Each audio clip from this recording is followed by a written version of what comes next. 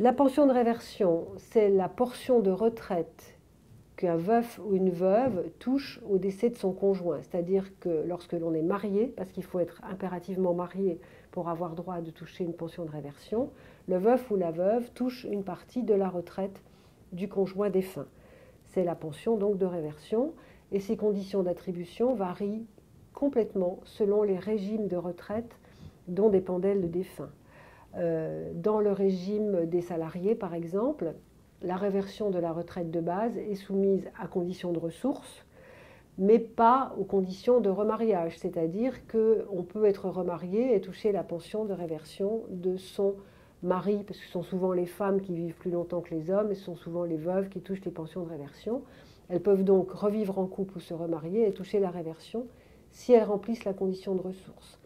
Pour les retraites complémentaires des salariés, il n'y a pas de condition de ressources. En revanche, si on est remarié, la pension de réversion est suspendue.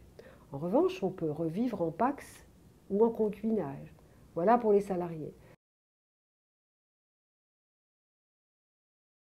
Chez les fonctionnaires, la pension de réversion n'est pas liée à condition de ressources, mais il est interdit de revivre en couple, qu'on soit concubin, paxé ou marié. À ce moment-là, la nouvelle situation de couple interrompt le versement de la pension. Chez les artisans et commerçants, la réversion de la retraite de base est soumise aux mêmes conditions que les salariés, mais la complémentaire est soumise à conditions de ressources. En revanche, on peut se remarier et toucher la réversion de la complémentaire.